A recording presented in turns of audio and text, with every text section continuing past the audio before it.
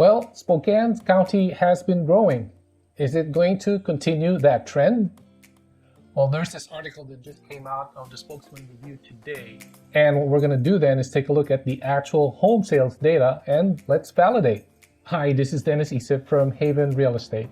Well, for those of you who are new to my channel, I do a weekly update of the Spokane real estate market.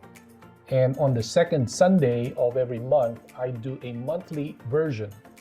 And the monthly version is intended for buyers and sellers that are kind of haven't decided yet. They're on the fence whether they're going to buy or sell.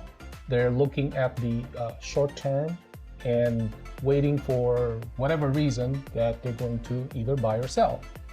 The weekly version, on the other hand, are for those people who already made a decision. They want to sell and they want to buy. And in the weekly version, we look at very specific neighborhoods in Spokane, and specifically those that have a high turnover. So today, with a monthly version, we're looking at February sales. However, before we get into that, I'd like to make a correction to our January sales numbers. So this was the chart that I used last month for January, where we reported that there were 509 sales compared to 373 homes in January of 2019.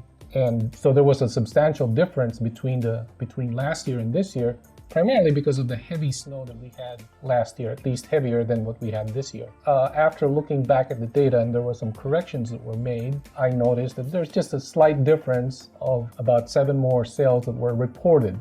So there's a slight increase between 2020 and 2018.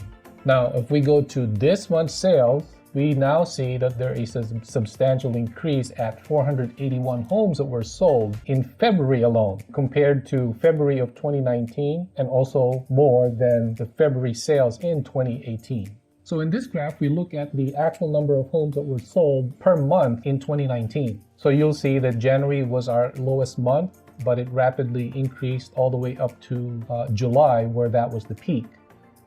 Actually, in a previous video that I had published earlier in the year, we saw that 2019 was sort of an adjustment because, much to a lot of people's surprise, sales in 2019 were less than 2018.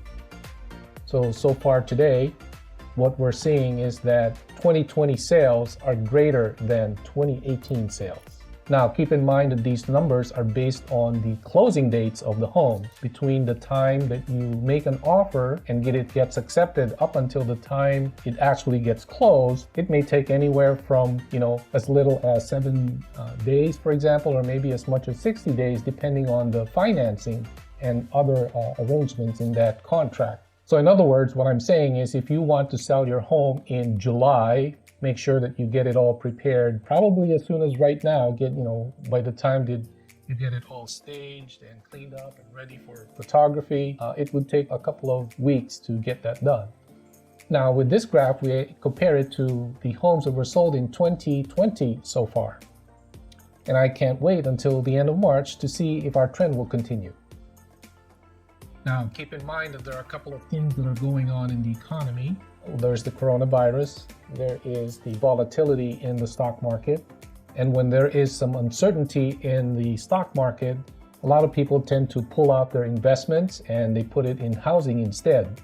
And then for an unrelated reason, the federal rates have also been adjusted lower. So in other words, if you're a buyer, it would be cheaper for you to get a home loan. So what is our conclusion from today's video? Well, 2020 we believe is going to be a strong market, much stronger than 2019. All right, so that's it for today. And I strongly recommend that you subscribe to my YouTube channel so that you can get all these regular updates of what's going on here in Spokane. Again, this is Dennis Isip. I'll see you in our next video.